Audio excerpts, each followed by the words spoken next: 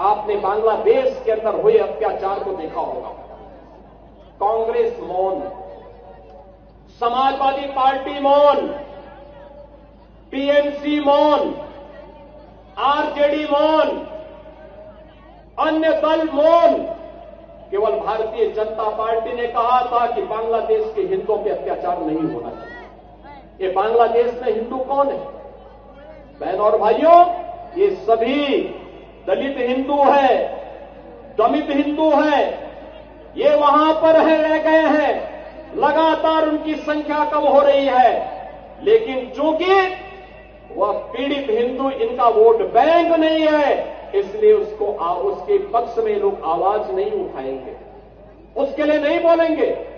आप पिछले एक सप्ताह से देख रहे होंगे, पिछले एक सप्ताह से आप पश्चिमी बंगाल के अंदर का नजारा देख रहे होंगे। पश्चिमी बंगाल के अंदर कैसे गरीबों को, दलित हिंदुओं को कैसे दंगों का शिकार बनाया जा रहा है।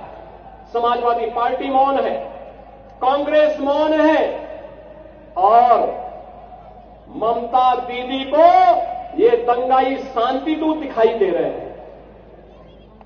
बहनों और भाइयों, ये शांति दूत नहीं, ये दंगाई है, और दंगाइयों का जवाब तो केवल डंडा हो सकता है। उनके लिए अपील काम नहीं करेगी, और उन दंगाइयों से सख्ती से निपटने का काम वहां पे किए जाने की आवश्यकता है, सख्ती से करने की आवश्यकता है।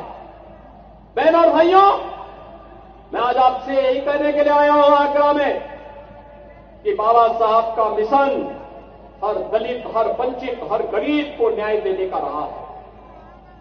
अन्याय चाहे वह बांग्लादेश के अंदर हो या पाकिस्तान के अंदर, या फिर किसी अन्य किसी भी स्थान पर, उसके खिलाफ आवाज उठनी चाहिए, अन्याय के खिलाफ आवाज उठनी चाहिए। ये बाबा साहब की प्रेरणा रही है। संगठित होकर के आवाज उठनी चाहिए, ये बाबा साहब की प्रेरणा रही है। और उसी प्रेरणा के लिए आज आप सबका आह्वान करने के लिए मैं आपके बीच आया हूं। सरकार आपके साथ होगी, आपके सुख दुख में शायद दो डबल इंजन की सरकार सहभागी बनेगी।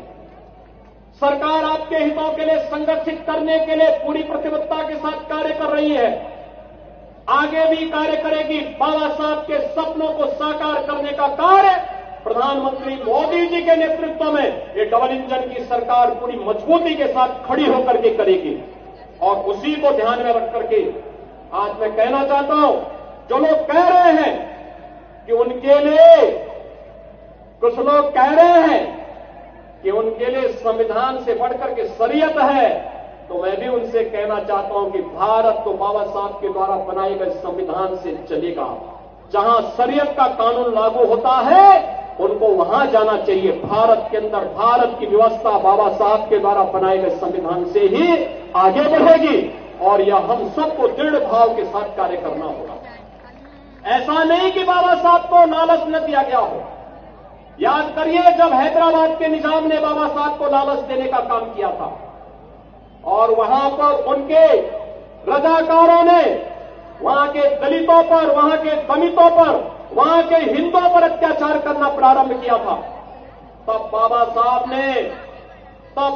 साहब ने बहुत स्पष्टता के साथ हैदराबाद रियासत से जुड़े हुए सभी दलितों को, वंचितों को और हिंदुओं को पत्र लिखा था, और उनका आह्वान किया था कि किसी भी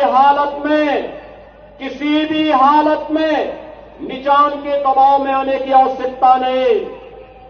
धर्मांतरण मत करना, इस्लाम मत स्वीकार करना, आवश्यकता पड़ती तो छोड़ करके महाराष्ट्र की तरफ आप आ जाइए, लेकिन इनके दबाव में काम मत करना। और बहनों और भाइयों, अंततः निजाम को भारत छोड़ करके भागना पड़ा। आज हैदराबाद रियासत भारत का हिस्सा बनी हुई है। बहनों और भाइयों, ऐसे ही जूनागढ़ का नवाब भी करता था। आज जूनागढ़ के नवाब को भी भारत छोड़ करके भागना पड़ा था।